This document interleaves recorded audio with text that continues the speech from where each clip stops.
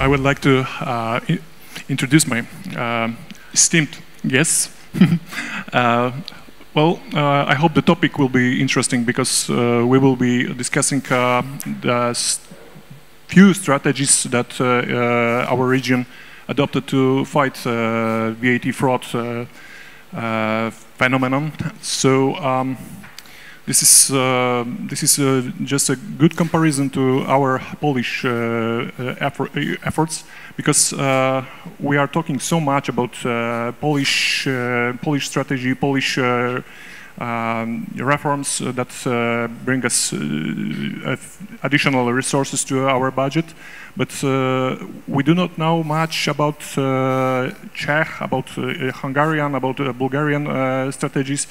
And the whole VAT fraud problem is regional problem and also European problem. So I think the topic will be interesting. And my first question, my first attempt to start the discussion will be about a memorandum from 2015. So few countries, Czech Republic, now Czechia, Austria, Bulgaria and Hungary agreed to adopt a joint strategy to combat VAT fraud. And this was, back in the day, this was a huge deal because everybody thought that this is the beginning of the joint strategy in the whole CE region, but it failed. There is no joint strategy.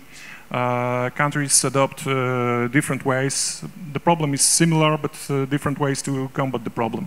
So why did it fail? And what do you think about adopting a joint strategy? So I should start. Okay. So I think Professor Gwiazdowski already answered this question during previous panel by his proposition to adapt the strategy to transfer VAT according to Eurostat figures on international trade,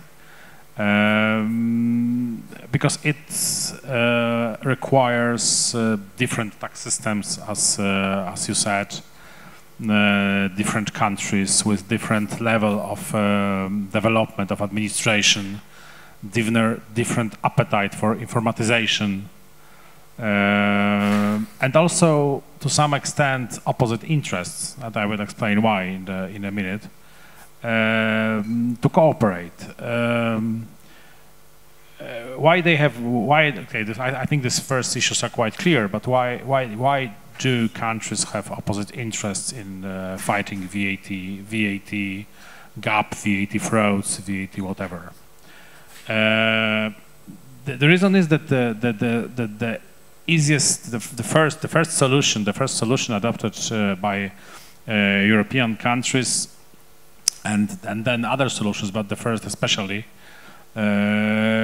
simply pushed away the problem to other countries or to other markets. This is reverse charge. It was the first solution also in Poland. Czarek Kazimierczak mentioned it, that it was also the first solution in Poland. It was very popular in Europe. I think it was the first time introduced in UK, but maybe I'm wrong, but I think so. In UK for mobile phones, about 2007, 2008, something like that. And then in spreads, obviously the solution is just, we just forget about VAT on given market or given product, and we just replaced it from economic point of view. I'm not tax specialist. I'm not tax advisor.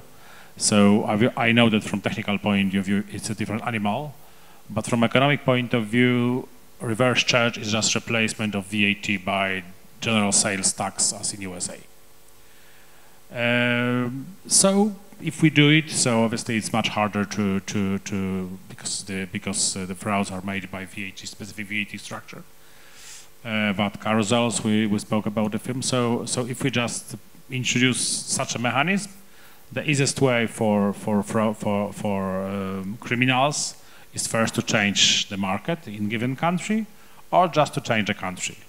And we also know from practice, from experience, in fact, before being chief economist for BGK, I worked for one of the advisory companies, Big Four companies, and in fact I was very close to tax litigation team. Yes, so I was very close to these issues, and we knew talking to clients, talking to other interested parties, that these mechanisms, these frauds, are not made in Poland, are not made in one specific country. That there are people with computers dealing with that all over the world. In fact, yes, and there were some signals. I know, for example, Professor Gajewski,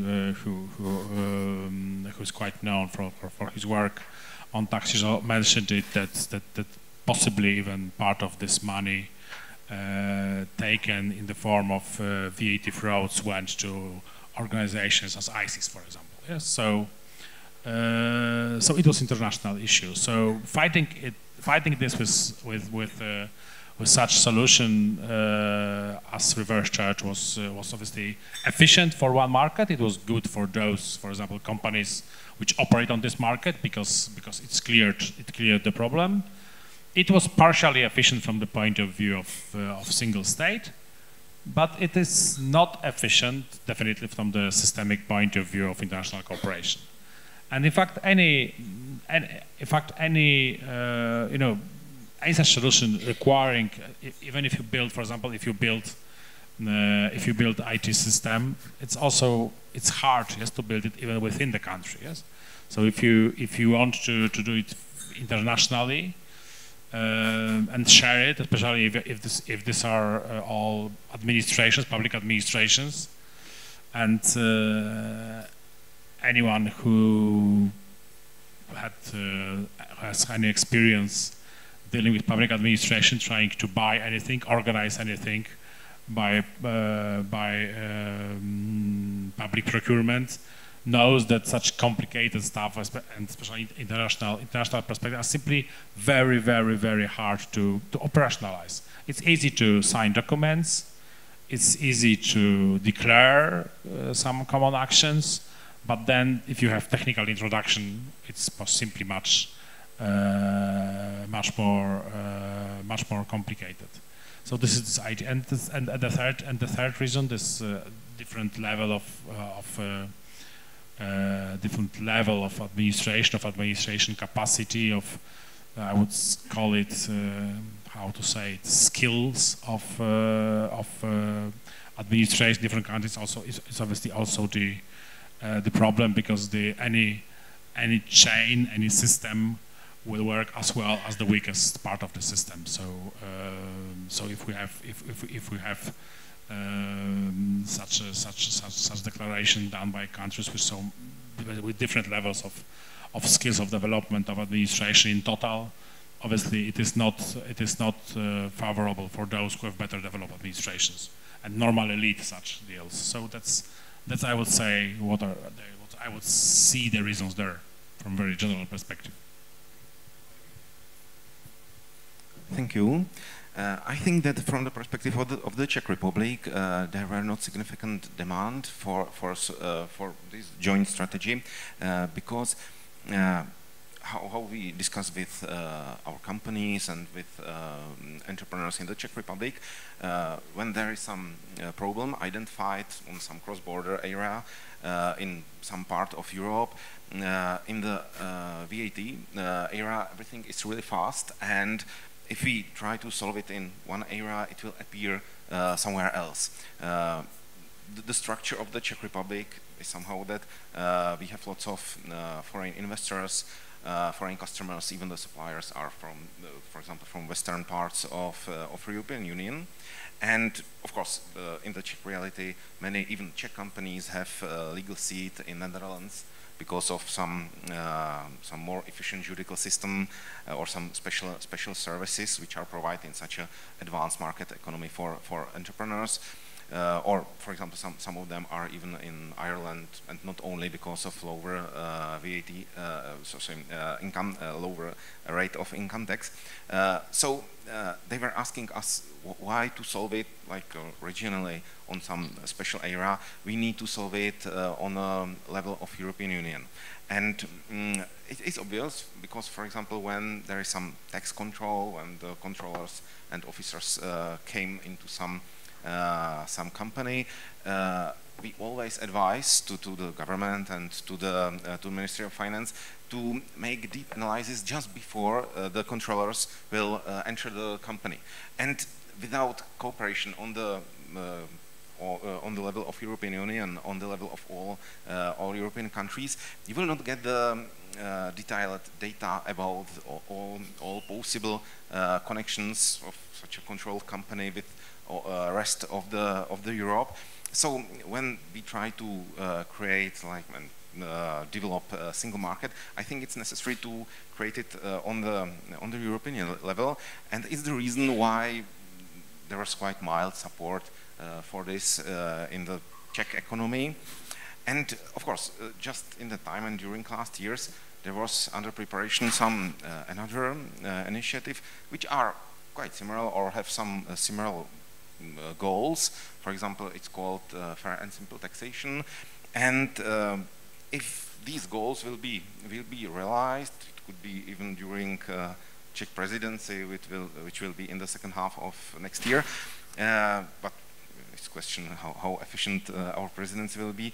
It will help to solve some problems. For example, there is some aim to make single VAT registration, to increase cooperation between tax administrators in the European Union. This is the reasons why it failed, and probably it's some task even for future how to solve some problems connected with VAT.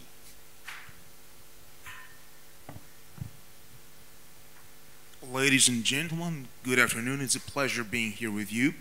Now, I will try to answer the question as briefly as possible and to the best of my understanding, which is that of an economist, not a lawyer. So, is it a good idea to cooperate in a group of countries to deal with the problem of tax frauds related to exports, imports, and international trade? Yes, it is a good idea, and always will be a good idea. But I do believe that one of the primary reasons this might not work or might not have worked up till this moment is some reluctance to transfer data between institutions. And this is actually a very, very sound reason, because even in Poland, I remember the time when I worked in the Ministry of Finance, and there were talks with another ministry in Poland about transferring some data about, I believe this was one of the social transfers. And one of the immediate reactions from the employees of the other ministry was that we are trying to build an Orwell-like control system in the Ministry of Finance. And now fighting tax criminals requires this transfer of data, and this is to some extent sensitive data, which some ministries, some institutions might not be willing to disclose to other countries very willingly. And if they are to do so, there needs to be a solid legal framework that will regulate such transfers. And I believe this may be one of the primary reasons why such systems are not yet implemented. Now, I do believe that battling VAT in a small group of countries might be also subject to some questions from the European Union. Is it in accordance with the European law? But is this a good idea? I do believe it is a good idea, but it needs to be implemented carefully so that no directives are broken and that everyone is happy, and I mean all the involved parties, all the countries, all the ministries, all the institutions. And if this is ensured, I do believe this is a good idea. Thank you. I will have to revert to this question because there are some dangers, there are some problems with not bringing the whole uniform regional approach. And so, well, the good example was the Czech attempt to bring the general reverse charge, because there was, I do believe we all remember that there was this big war between Prague and Brussels to bring in this proposal into life. There was even stalling other proposals and so on, but then Brussels decided to, well, give its green light for such a experiment. And well, the danger that was highlighted was, okay, well, Czechia and Austria might introduce the general reverse charge, but this could be the problem for the other countries of the region, because, well, as Mateusz said already, when you bring such a reform, it might be its result might be a decision of the fraudsters to move to the other country. So, in other words, when one country implements such a reform, the other country might be affected. And my understanding was the general strategy, regional or even European, might be not realistic, but it might be possible, because it might be required because of such problems. But when I'm referring to this general reverse proposal, reverse charge proposal, even after this battle, it was not introduced in Czechia. So perhaps I will ask Vladimir why. And then, if it's possible, we might discuss if not having this regional strategy might be a problem in the future because of a single country's approach that might differ and might affect the other countries. So, Vladimir, if you could share with us why the general reverse charge failed, and give some more details about it. Yeah, thank you. This project, it was quite a hot topic in last years. It was quite personal project of current Prime Minister. When he started to realize this project, he was in the Office of Treasury, or the Minister of Finance, and it was one from the possible ways how to diminish the VAT fraud and solve these problems. So it was only one from the possible tools. Czech government in that time, 5 years ago, decided to try this way. The Czech Republic invests lots of political capital into fighting and discussions and negotiation on the level of European Union, and finally we got the chance to use this exemption of the general reverse charge, and it was not realized. They're still missing some crucial analysis of the impact assessment, And I think that even the government realized that it's quite difficult. It's difficult even if we compare it with another systems. And during the time when we have the chance to realize it, but we did not did it. And during the time we realized some another measures. We impose some another ways and another requirements on the entrepreneurs. They have to declare something, send some information, some additional information, and these tools solve the same problem which will solve the general reverse charge system.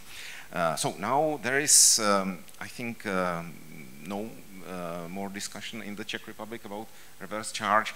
The economy feels that it will not be realized, because if it will be realized, it will make some sense. For example, one year ago, or to have it in power for 3 years at least, because during the time when the reverse charge will be working, you can make the market clean, the era of the tax system. You can just diminish the companies which are cheating, but we not did it. Probably till the end of the exemption, we can't realize it. So from a point of view from Prague and from Czech Republic, it will not be realized, and we only invest capital of negotiation nearly for nothing.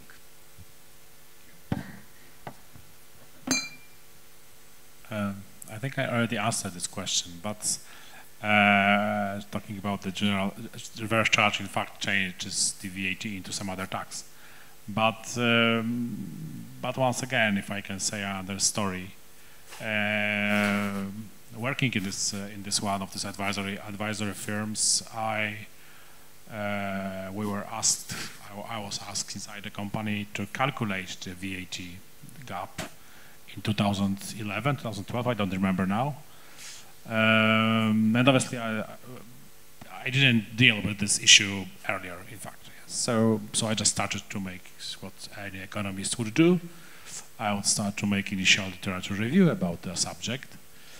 And what I found, possibly that's why we were asked for this, not other company. What I found was that in 2009 or 10, that time my company, one of Big Four, prepared the report on the VAT gap and all the ways to avoid VAT gap on the European level.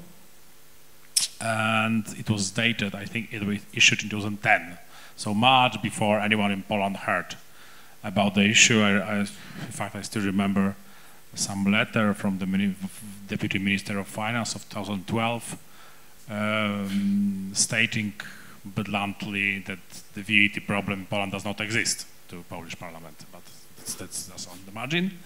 But 2010, European Commission commissioned such a report from advisory company, and in fact, reverse charge was not part of the solutions even. Why? It was the solutions compared were electronic invoicing and split payment, with split payment as preferred one. Possibly that's why it was then introduced, for example, in Poland. But why reverse charge was not advised as the general solution for Europe? Because, and that's, I started with it and I will end with it now, because reverse charge, general reverse charge changes VAT in general sales tax, and in Europe, maybe it's another question whether it's a good idea, but in Europe I think we like VAT too, for some reasons, and because from the economic point of view, we can discuss it, but from economic point of view, it's very wise tax, but maybe technically it's simply not implementable. in well-functioning manner, but still nobody in Europe there, and I think still we're not ready to replace VAT, our European French VAT, for American general sales tax. Marek? It is actually a very, very difficult question. Now, about strategies that we might have in Europe regarding reverse charge, regarding VAT, my belief about strategies has always been that we have too many strategies. Because everyone has a strategy. Everyone has a recommendation. Everyone has a plan that would solve all the issues that plague every country, every institution, every region, but the problem comes to implementation, to implementing these ideas in practice.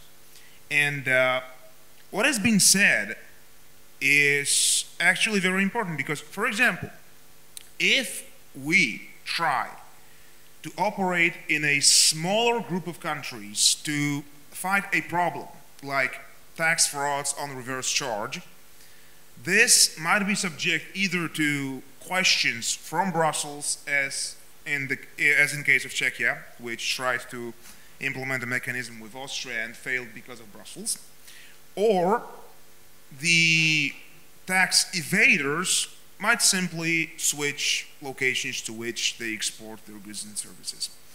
And this doesn't solve the problem in a systemic way. So we can try and deal with VAT on European level in the entire European Union, but that would require all countries to agree on a certain course of action, and we know two things: that it is very difficult to come into an agreement with 20 or some parties involved. It's not impossible. And second, the election term of most politicians is like, what, 4 or 5 years? And usually every ruling party has an election in 2 years, which pretty much brings all negotiation, which is a problem in all negotiations. You can't plan anything in the long term when you have an election coming in 2 years or in a year, or you have to fight for voters in your own country. You can't really focus on implementing a general long-term strategy.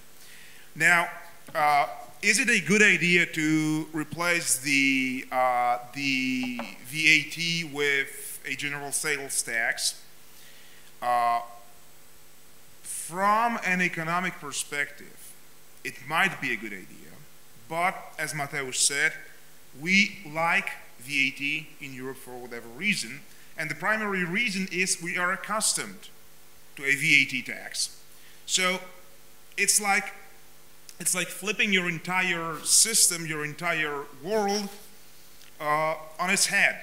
Like you're replacing a tax that might not be perfect, but one with which you have lived your entire lives, to something entirely new. And I understand that a lot of people are resistant to change because they've become accustomed and they don't want to change. So I wouldn't say necessarily that a general sales tax is the best idea. I could say, however, that if we are to do something about it, we need to work on a general pan-European level, all the members of the European Union, but that brings us to a wider discussion. Do we want a union that is tightly integrated, or do we want a loose federation of member states that sometimes work together when it benefits their competitiveness, international position, safety, and so on? So do we want a tight integration or loose integration? And I don't believe this is and I don't really want to go that way. I don't really want to answer this question. It's not the subject of this panel. But if we are to do anything, we need to do it as a union. So my understanding is that, like you said, there's a small percentage of possibility that the whole European Union will introduce swiftly a joint strategy to combat VAT fraud. So I believe there is no way this is going to happen, because let's ask ourselves a more simple question.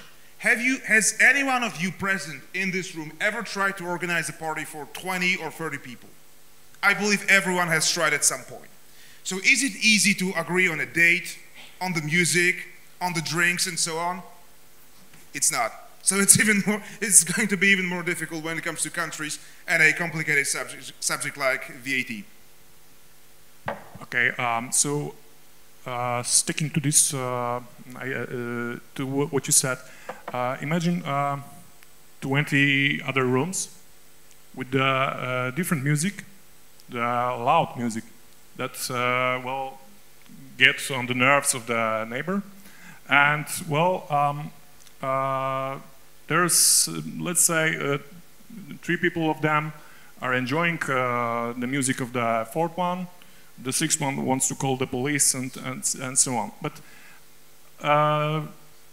reverting to VAT, we are, I believe, we have to stick to this national approach, to these national strategies, and let's face the facts that in the CE region, in our region, we have so many different approaches that we might, in this very moment, we might compare this.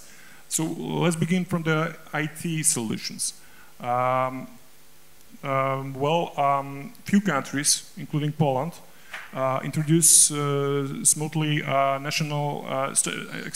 standard audit files, and few others begin from real-time reporting aspects.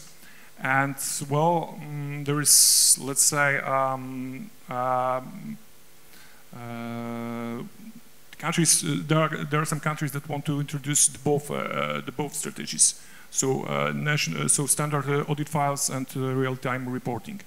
In a way, you as economists might compare this as a solution to combat VAT fraud, as its flaws and its cons and pros for the ordinary people, customers, and for our budget.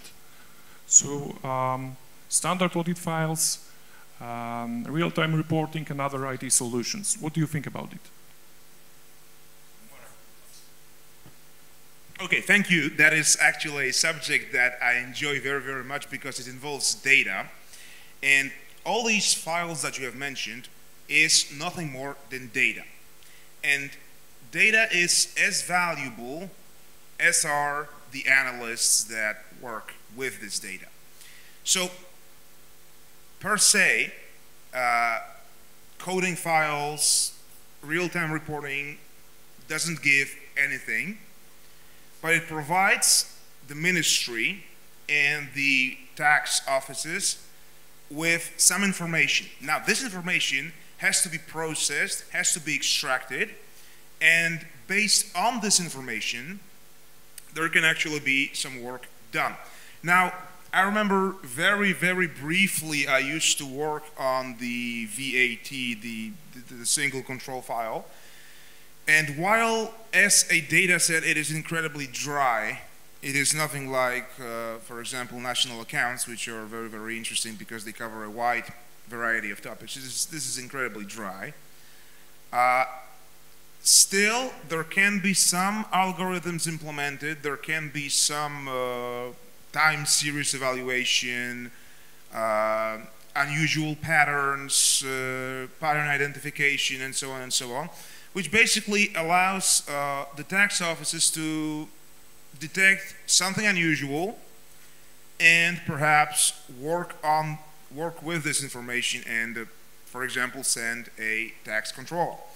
Now, is this a good idea? Was it a good idea to implement such files? Yes, but we need to be aware of some limitations of these files, which are probably going to be dealt with in their, let's say, upgrades. And we need to remember that actually these files, they need to be, these IT tools need to be upgraded continuously. Because what I would do if I was a financial criminal that was concerned with being caught. So I would start to think, okay, what can the ministry have in my files, in my reports, that can incriminate me? What can these algorithms that they use be? It's like reverse engineering. Only you're not reverse engineering a piece of technology like a smartphone, you're reverse engineering an algorithm. Because we all know, actually, what kind of data the ministry can have. For example, let's take a personal income statement. There is a big data set, personal income data set in the Ministry of Finance, yearly data, yearly reports. We all know what can be in this data set, because every single question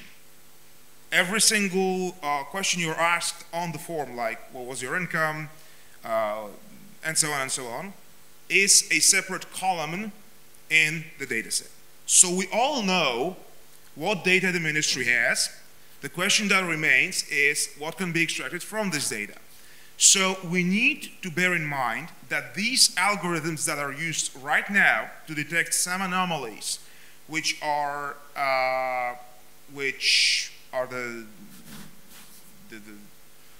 trigger, let's say, controls that trigger some reaction from the ministry, from the tax offices.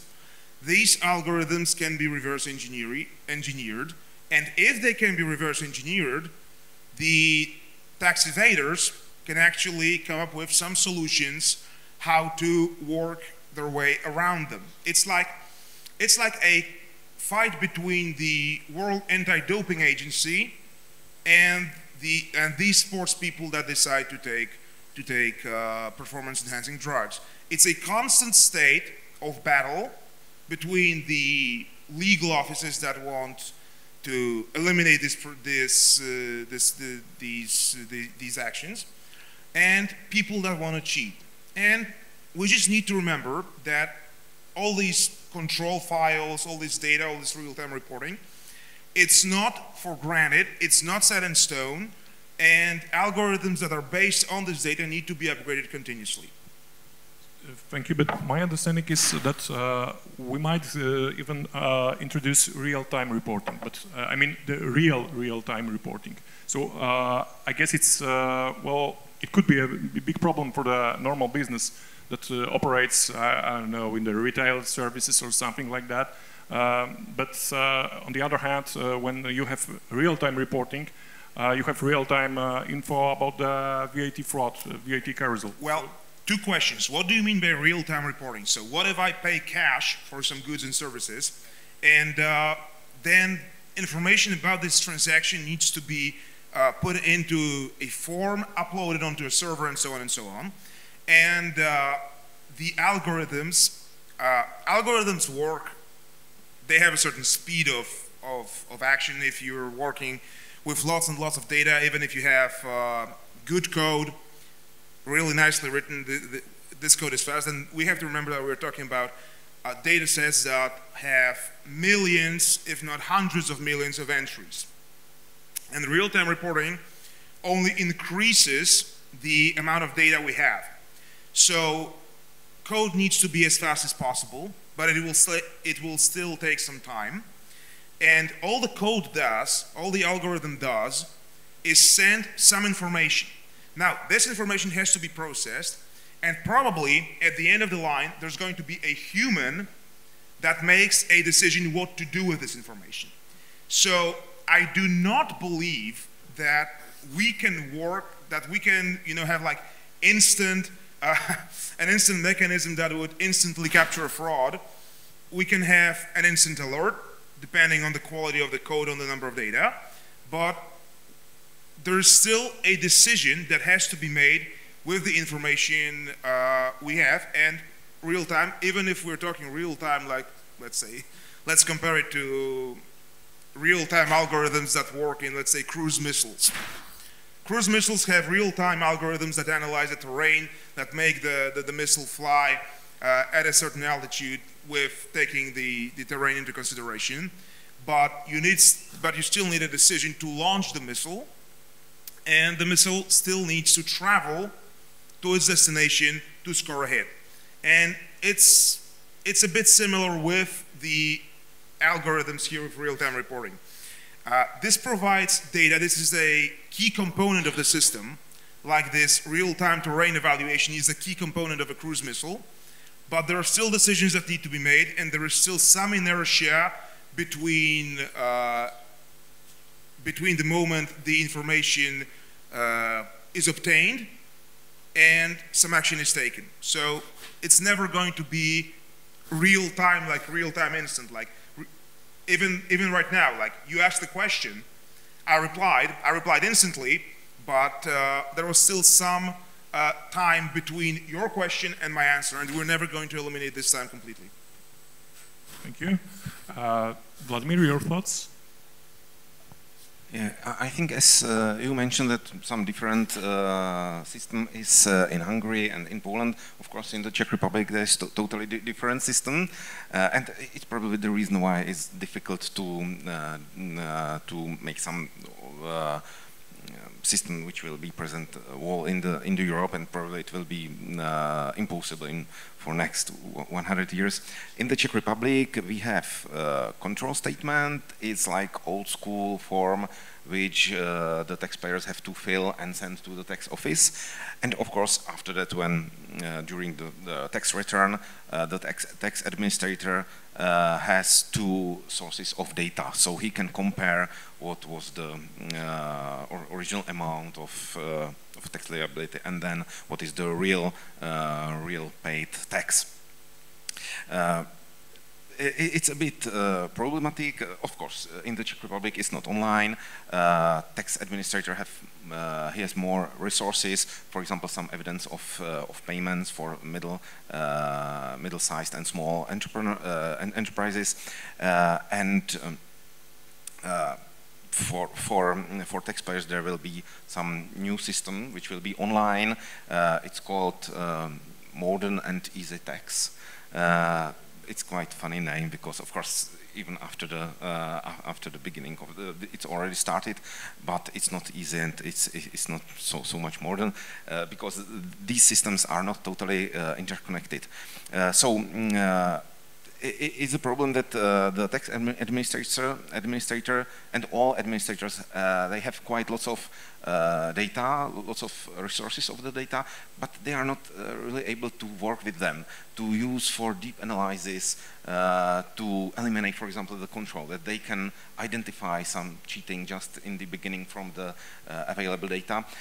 It's not totally the question of the privacy. I think that the companies, our members and companies in the Czech Republic, they will be quite happy if the government will be able to work more with already available data.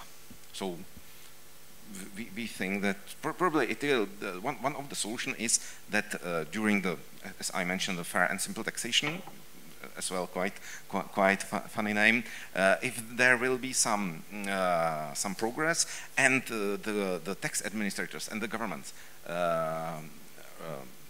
like finish the homework to cooperate much more. It's not disturbing for the taxpayers. It's not a problem for them. When the governments will cooperate more, it will be only beneficial for entrepreneurs. Thank you, Mateusz. Frankly, I'm not able to answer your question directly as you asked it, because there are so many, you can do it econometrically, and as Grzegorz Mojatowski told us in previous panel, that you can try to estimate what is better based on econometric model, because there are so many futures and there are so many factors deciding about the general success in maximizing VAT and minimizing VAT gap, that you are not able to disentangle disentangle and say which exactly factor decided about it, and that's why. And there is very fragmentary observation. Yes, you have some countries which introduced this one, and other countries, it was their, to some extent, political choice. Polish political choice was to introduce some mixed system. Yes, in fact, I think we have introduced a lot of various, as Minister Patkowski told us in the beginning. There was a series of reforms, of solutions, including standard audit file, some form of electronic invoice, that resulted in VAT reduction, in reduction of VAT gap. Sorry. What I wanted to say is that all these solutions have common feature, and Marek already described it in a very professional and detailed way. Yes, they just provide data. They just provide data for ex post analysis. Yes, so we have to have someone, or I think in most of cases already some, how to say about algorithm, some AI. New word, which analyzes this data, and this gives the administration a hint, some kind of hint where to look for potential fraudsters. Yes, so there are some red lights, and potential fraudsters are identified by algorithms, and then there's a decision of the human to control or not, and also about the order of control. Yes, potentially also these algorithms give us some recommendations. Yes, the more sophisticated are, the more complicated, the more information is obviously given to the human, which at the end decides about sending the control to this or that company. And what they give us obviously is that they are much quicker than standard pre-digital reporting. Yes, we had these funny stories in the previous panel from Czarek, from Professor Gwiazdowski, from Paweł Dobrowolski, that there were three in pre-digital era in Polish tax reporting.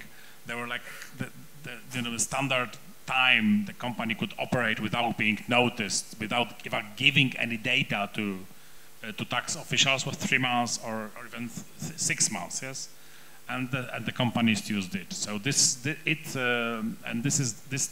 solution, this digital solution, addressed this problem to some extent. The better they are, the faster they are, the more the better they address the problem. But what they share is that they just give data, so they are ex post.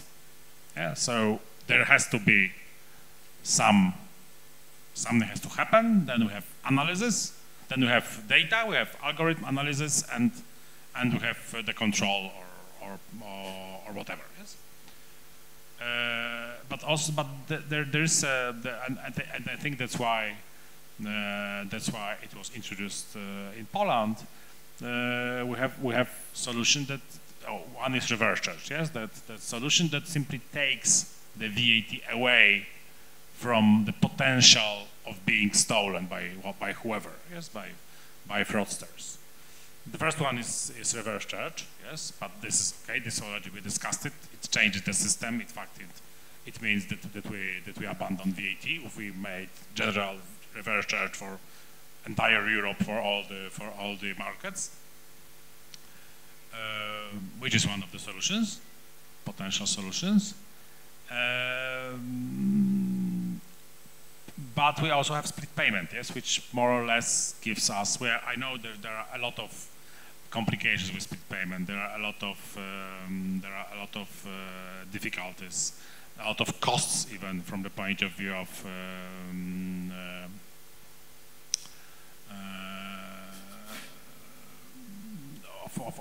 daily operations of companies which report whose clients pay by split payment, but this is fully effective measure, yes, because it simply takes the VAT amounts from potential of being taken by fraudsters. Yes, so it is the ex ante measure. Yes, so I think that's why it has been introduced. But obviously, despite drawbacks, it has any solution has drawbacks. Yes. Thank you. I was going to ask the other question, but what you said about the split payment, it makes a general point. So, like Marek said, in the end, there's always a human. And the human efficiency is the key to, assess the efficiency of the IT solutions. But, whether it's split payment, whether it's this, what I had in mind, and I had in mind the other approach. Poland and a few other countries of the region introduced something which was, perhaps it was an exaggeration, but some people compared this to, Big Brother. But, we introduced a transport package when our national tax administration can supervise the transport of the potential dangerous for VAT fraud, let's say possible for VAT fraud goods, and dangerous for our tax administration. And the transport package, as far as I remember, was also introduced in Hungary. I think no other countries of the region, but I might be wrong. But there was the other approach. There was the other attempt, to some extent successful, because Poland and the Baltic states agreed to introduce something called ANPRS. So there are cameras in the borders, and the cameras give information about the cars, about the vehicles that enter and depart the countries that signed the agreement. I also heard that Czech Republic was interested to enter into this agreement. But still, the general point is, like you said, the human is in the end, the human efficiency is the most important, but the regional tax administration wants more data, introduce the other reforms, so the data, the more data they gather, the better. So what do you think is the future? One question is about this transport package, about this big brother in transport, about this supervision of the goods, if it's dangerous or not for you, if it's worthwhile to introduce such a big reform to, supervise the fraudsters. And the other thing is the split payment. When you introduce a big reform, that might be a problem, that might bring some other costs for legal businesses. If it's worth to introduce such a big reform, just to fight VAT, but create the is it a good idea to introduce such a reform to create some problems for the business just to fight VAT fraud?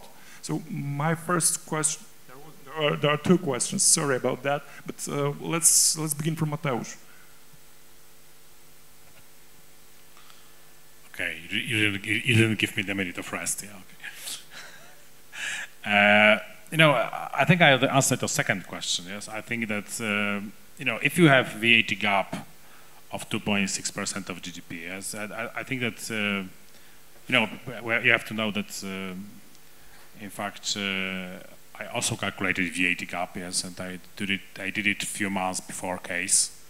But then I didn't believe it. Yes, when I calculated, I didn't believe the numbers, and then only First, it was checked by my colleague economist Maciek Bukowski, and he said no mistake. And then, fortunately, the case report came with the stamp of European Commission that confirmed more or less everything, because as Grzegorz said, there are also always some differences between the levels of the VAT gap, depending on calculations. So when we all realized how big problem we have, and that it is, and that in most of countries in our part of Europe, and this is where the long story starts. I can see you are sleeping already. Okay, so I will try to make you sleep well. When the long story starts, generally, if you see at the very beginning of the story, so 2013, 2014, when the first calculations were made, Europe-wide. And obviously, what were the countries with the highest levels of VAT gap? The same countries where there are the highest level of shadow economy, and the same countries where there were the lowest level of administrative skills of public administrations. They were the new member states, without exceptions. Maybe Czech, I think, well, the Republic was a little bit lower in the beginning, as far as I remember, and Southern European states, Greece, Italy, Spain, yes, Portugal. So what are the basic reasons? Yes, the basic reason is the effectiveness of tax administrations. Germans were able, or Scandinavian countries, or Netherlands, they were able to achieve similar level of VAT gap to current Polish gap without all this electronic fancy stuff. Yes, they did it just by effectiveness of their tax administration. Not only tax administration, but also good cooperation between tax administration, prosecutors, police, all the state intelligence services, counterintelligence services, yes, and so on and so on. Yes, they simply cooperated, and they were efficient because they have a long tradition of their own state administration, effective administration.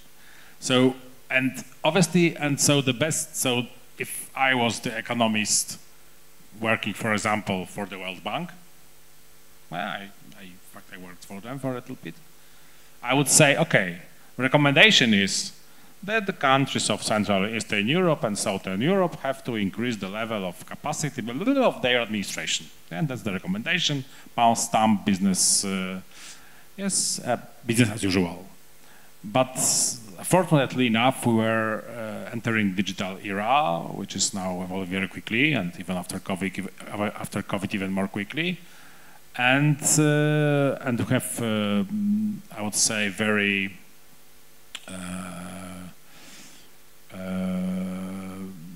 I would say people who are not afraid of just introducing new solutions, and that's good because building administrative capacity, and I think Minister Patkowski in fact acknowledged this, yes, that there are still problems, and building efficient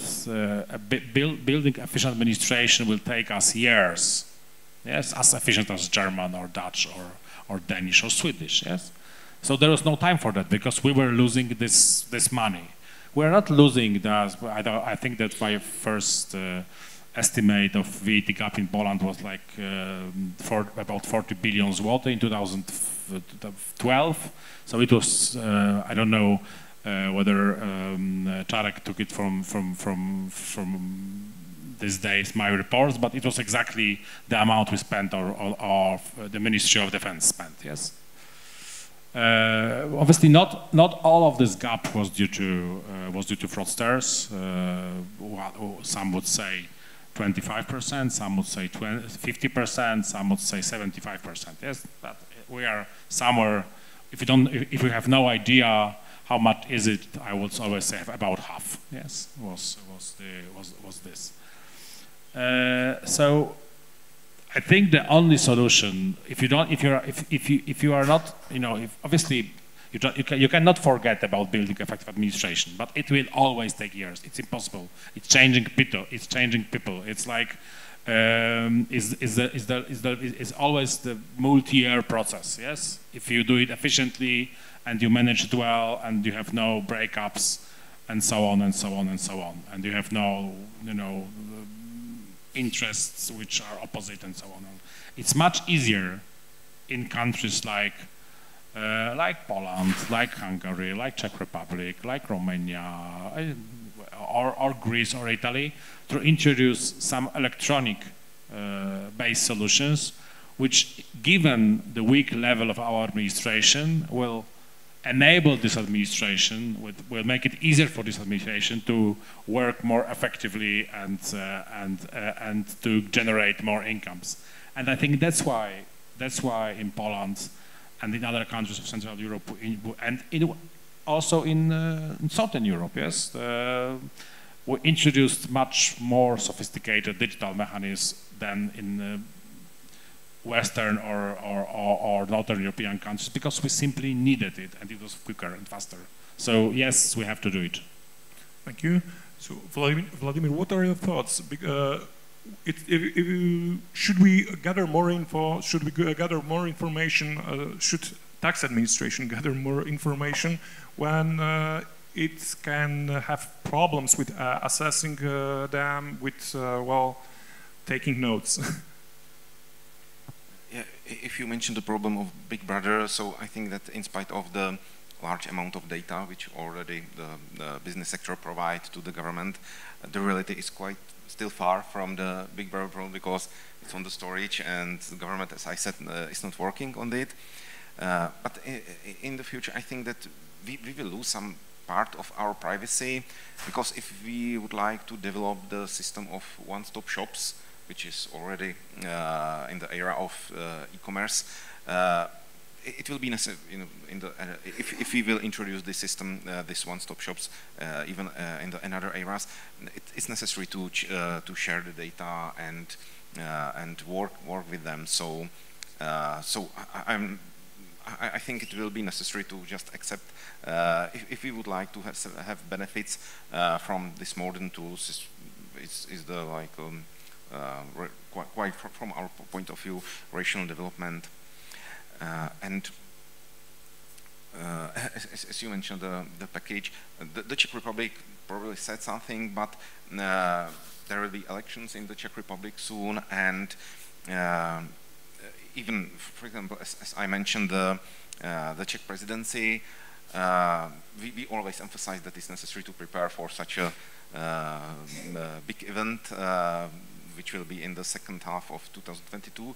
Before us there will be French presidency, and after us there will be the Swedish presidency, and like unofficial strategy of the Czech government, they said unofficially that Czech Republic will try to slow down the French proposals and prepare something which will, in such a short period, realize the Swedish presidency. So this is my answer.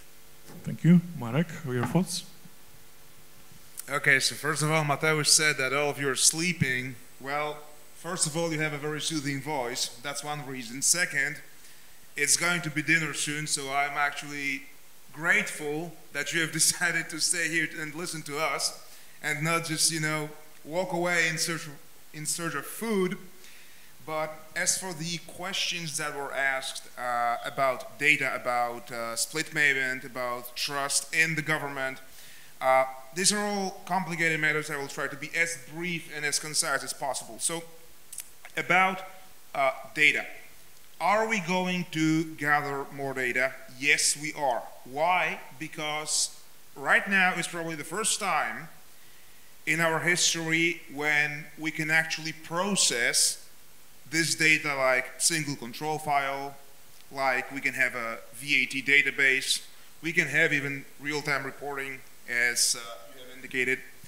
Why? Because we can process this data in a reasonable time. Now, you might not know, but a lot of, pretty much most machine learning techniques that are used today, like neural networks, like support vector machines, like all this stuff that's now being hailed as some new development, AI and so on, it's been known for 60, 70 years. All these is from papers from 50s, 60s, 70s. Mathematically, it has been known for decades. Why it has not been implemented? Because we didn't have computers that were fast enough. Let's just imagine, like what? 20 years ago, what we had, like 400 megahertz, Pentium 2, Pentium 1. Now we have giant servers that operate, basically you have a capability of a server from 20 years ago in your hand, in your phone. So we can analyze this data right now. We can process this data in a reasonable time. So it is natural that the government will want to look at this data. Now, is it something bad? No, it's not, but it's because we are in this transitional moment, and that's the main reason that we are so unnerved by the government's desire to have this data. But a lot of this data is already being gathered, like data on logistics on trucks, on transports between countries. Logistic managers already have this data. Trucks are being traced in real time via GPS trackers because the owners themselves, they want to know what's happening to their transport. Is it okay? Is it on schedule? Is it on time? Will it be unloaded? Will the driver need a break? Did he have an encounter with the police? Is the truck functional? Has it broken down? What's the issue? They want to know. So this data is already being gathered. It's just being used by the employer, and now the government wants to have a look at that. And it's understandable. I'm not going to say Orwell, not yet, and I would say let's get accustomed to the fact that the government offices will want to have this data, to analyze this data, hopefully to fight criminals. Now, about the second issue was, I believe, split payment. Correct me if I'm wrong. Now, split payment has its advantages. It has its disadvantages. The primary disadvantage is that the VAT amount is frozen on the account. You can't really do anything with that money.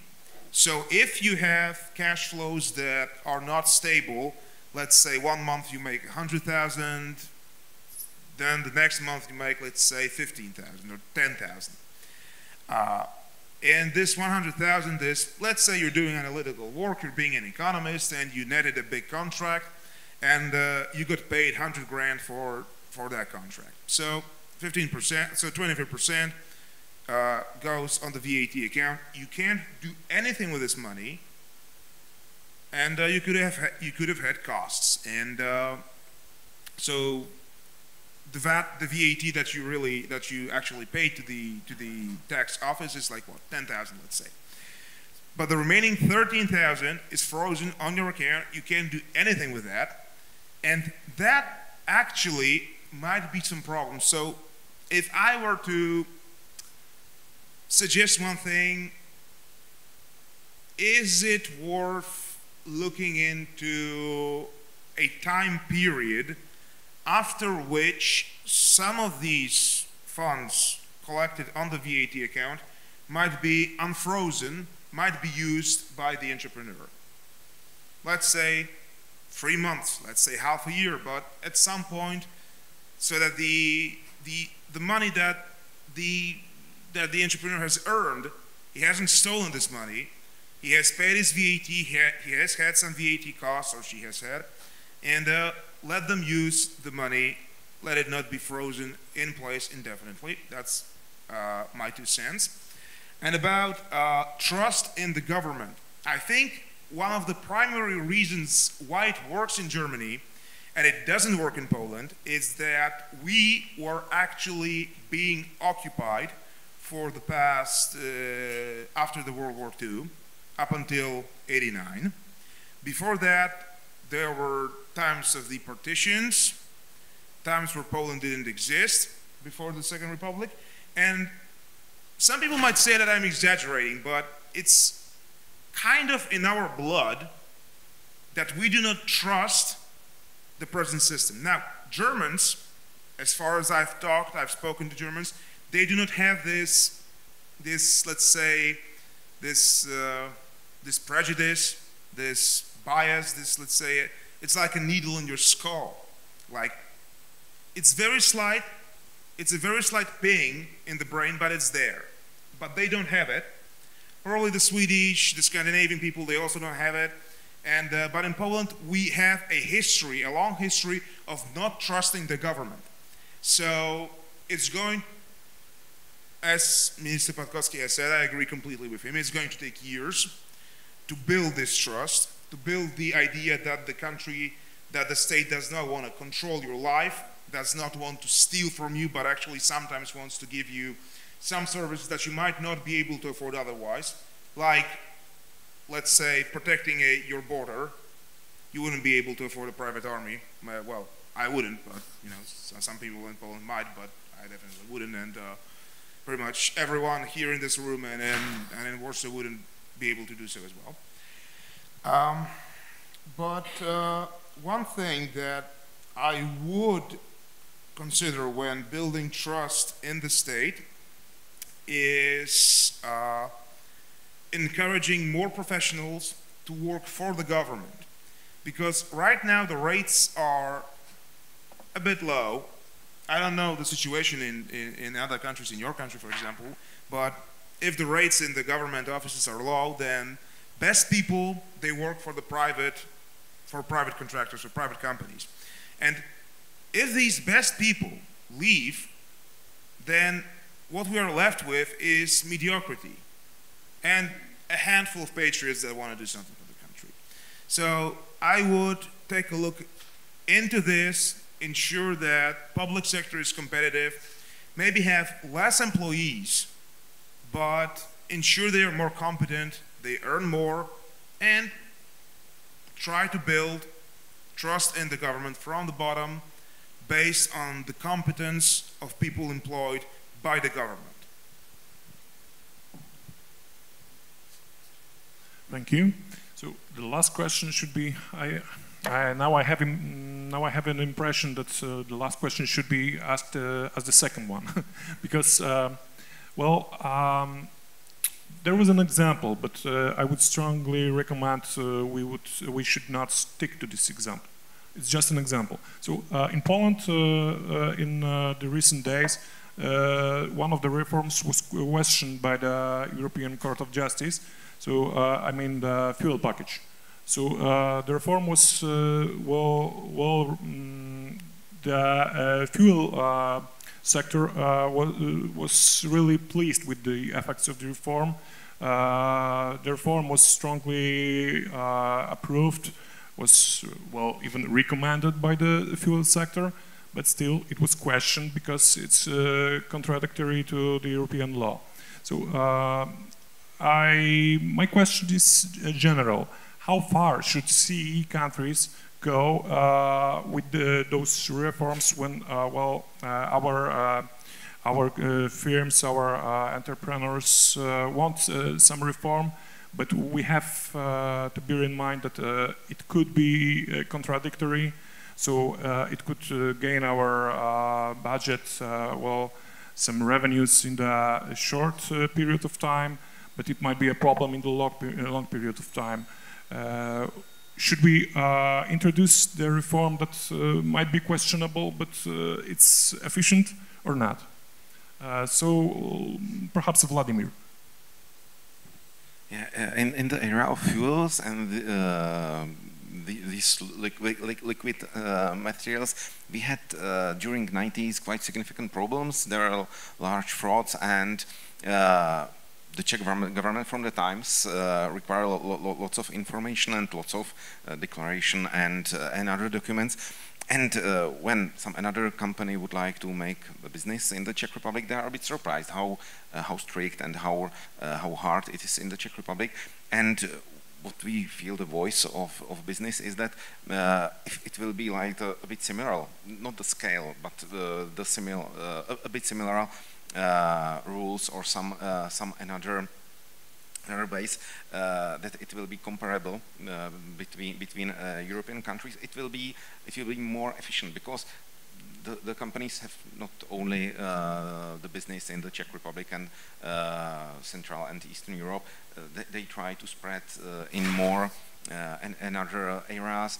And of course, the Czech market, we don't have such a large internal market, and the Czech companies they really need to export and have, for example, some coordination with some other countries. So from the point of view of the Czech Republic, some coordination on the European level will be a bit better than some partial solutions. Thank you, Marek. It's always a difficult situation when you have worked hard on implementing a legal package which was pretty much successful because, as you said, that the fuel sector was pleased with the fuel package, and it is later questioned on some legal basis by the European Court. Now, I'm not going to enter the debate about whether the European Court has the right to force some legal changes in the Polish system or not. This is not something that I really want to deal with. But as you have said, it is better to have some cooperation than to have no cooperation at all, and work hard on providing a good package for your country, which is later questioned, and you're left in a very peculiar situation when, like, what's the effect of this decision? Like, you're left with, you're going back 6 years to the time where fuel evaders roamed free in the country. It's not something that we want to do again. So perhaps some mechanisms should be implemented on the pan-European level, but then again, I myself have said that it is very, very difficult to agree upon something between 27 member states and short terms of politicians. But we can always hope. We can always have some strategies. We can always have some ways of implementing this strategy, and we can only hope for the better, because if we hope for the worst, then what's left? You can jump off a cliff. Mateusz? This time I'll be very short, I promise. Yes. And Minister Patkowski told us why. Because it worked when it was expected to work. Now we don't need it so much. So that's okay. So let's band to two. Thank you. So we gain the time for the last question. Not scheduled. Thank you. Thank you. The last European report strongly suggested for Poland and some other CE countries to reduce the amount of the reduced VAT rates. So, well, in general, they suggest a unified VAT rate. Well, it would simplify the system, surely, but it can be a problem because when we liquidate the reduced VAT rates, it could be a problem for the poorer part of the society because the price will be higher. What are your thoughts? Is it a good idea? I think a lot of that has been said on previous panel. So I will simply summarize the discussion. It would be a good idea with some, obviously, with some kind of subsidies for poorer parts of population, because obviously they buy mainly food which is at the lower rates.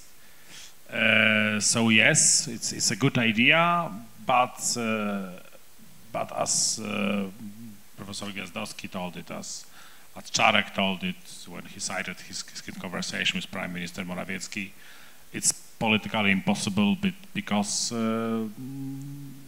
it's hard to explain how it would work. Yeah, so it's good from economic point of view.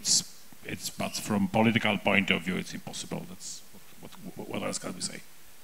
Thank you, Vladimir.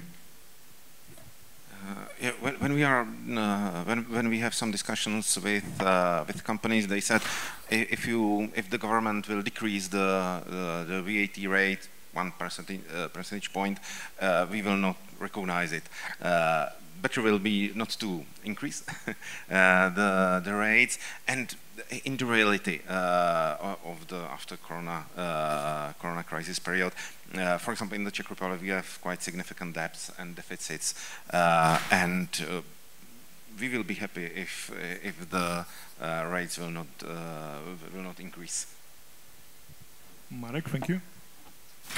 It is a great idea, and if you have a letter of intent, then let me just get my pen out. I'm going to sign it right here, right now. But why is it a great idea? For a few reasons. First of all, we're actually lowering the highest rate. We're not raising the highest rate. We're not suggesting 25% or 30%. We're suggesting like what, 16, 17, 17 and a half, something like that. Now, any increase in the spending for poor people, for less affluent people, might be compensated via a social transfer, as you have said. Now, is it politically feasible? Of course it is politically feasible. It will just take a bit of marketing and a bit of sales. Now, if you want to do it with this social transfer.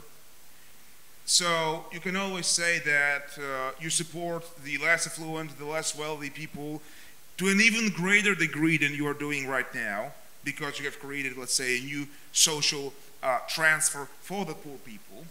That's one thing. And the price increase of foodstuffs, you can blame it on the general inflation. General inflation in Poland is over 5%. You can say, okay, the inflation is high, but we're going to compensate it with a social transfer, and we're going to simplify the tax system as, let's say, a byproduct. Sell the fact that we have an inflation rate going on already, sell the fact that you've created a new social transfer, and upon this, build a single tax rate. It's doable. It's completely doable. It's just that there has been no real will to do so. And I wouldn't say the reason is poor people. The reason is any talk about single tax rate, about single VAT tax rate, has been curb-stomped by tax advisors. Why? Because if there is a single tax rate, if there is a simple single tax rate, they lose money. They lose their jobs.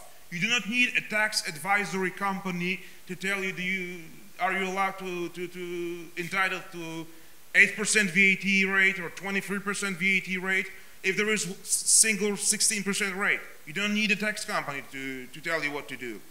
So they will always say it's a bad idea, and they always have some influence on the ministries of finance. Why? Because all the people in the ministries of finance either stay there for life and they're not basically interested in doing anything, or they are aware of the fact that at some point they will need to change jobs because they will be fired from the Ministry of Finance, or they will have to leave. So if they have to leave the Ministry of Finance, where can they go? They can become tax experts, tax advisors, and if tax advisors know that, let's say, this employee, this director, this deputy director advised the idea, was a supporter of the idea of a single tax rate, they will never going to like him, they will never going to accept him or her. So basically it's game over. If you leave the ministry at that point, it's game over for you and the tax advisory. So that is, I think, the primary reason why it has not been done yet. It's not inflation, it's not price increases, it's not politics, it's just a hard opposition from tax advisories and probably from the inside of the ministry. Thank you, and unfortunately, we do not have time to broaden the topic. Sorry. I hope the whole panel was quite interesting. So thank you for the discussion, and it's time for another panel, I guess. Thank you.